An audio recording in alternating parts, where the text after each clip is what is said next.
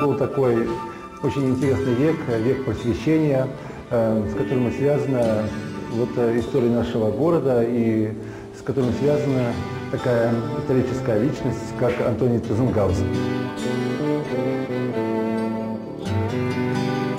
Воинские части, которые дислоцированы здесь, они большую очень вносили лепту в жизнь города. Я начала с костела. Алло, руку подняли одной. Но я здоров. Ничего. А у меня тоже. И все.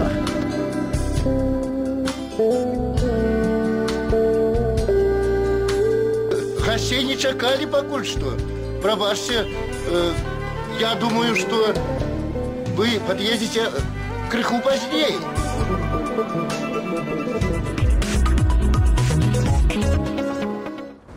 Несколько столетий жизни этого небольшого белорусского городка связана с армией и военными.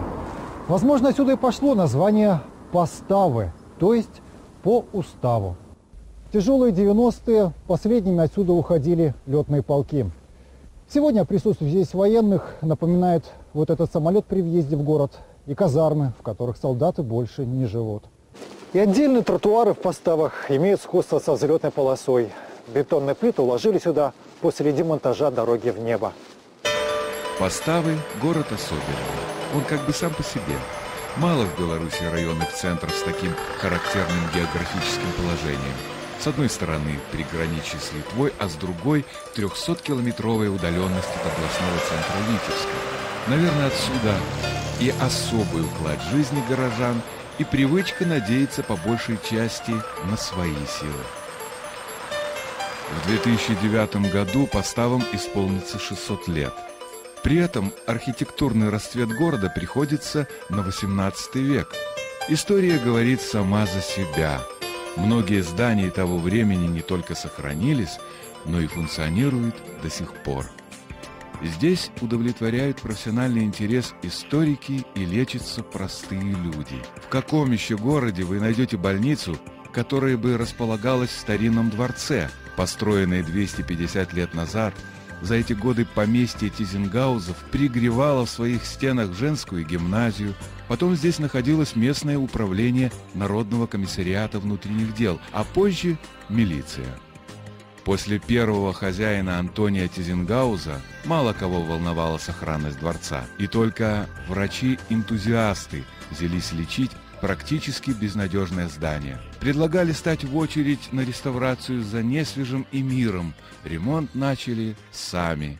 Убить историю невозможно. И мы, когда стали заниматься реставрацией или, допустим, хотя обыкновенным обустройством, то все, что было настроено в 50-е, 60-е годы, все отскакивало от этих прекрасных сводов, как, допустим, зубной камень от эмали. И буквально немного нам надо было времени, чтобы вернуть этим сводам первоначальный облик.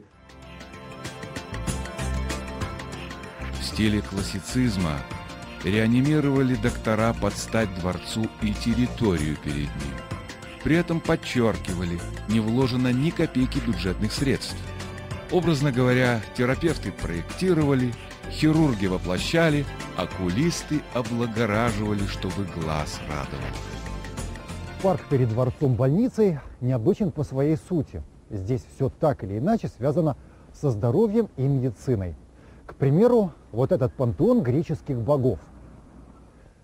Эскулап, бог врачевания, со своими двумя дочерьми – Гигеей, Гигиеной и Панагеей, Панацеей. К одной обращались, чтобы не заболеть, а ко второй, чтобы выздороветь. Скромный памятник современности «Плачущий ангел» хорошо вписался в классический ансамбль. Его установили нынешние доктора в честь своих коллег. кто долгие годы прежде работал в больнице, спасая другие жизни. У Поставской больницы своя специфика. Самые сложные клинические случаи приходится решать на месте, ведь чтобы добраться до областного госпиталя, надо потратить часа 4 только на дорогу, а когда дорога каждая минута, то час уже непозволительная роскошь. Врачей высокого класса в Поставах полный комплект, редкость для района. Но каждый на вес золота, и по-другому просто нельзя, когда на кону стоит человеческая жизнь. Здесь же небольшая капличка, совершенно обычная, но другой такой не встретишь нигде. Когда ее построили, долго думали, куда установить крест, на восток или на запад, и кому она должна принадлежать, католикам или православным. После долгих раздумий решили, Поставская капличка станет общехристианской. Необычно, что и освящали ее одновременно и священник, и ксенз. Теперь в каплицу вход всем есть. А выход прост. А Старобранская икона Божией Матери почитается всеми христианами. Сам дворец как видимая часть айсберга. Подземная, оказалось, скрывает не только технические коммуникации. Наличие подземных ходов под дворцами было характерно для тех времен, но уникальность Поставской подземки в том, что она сохранилась.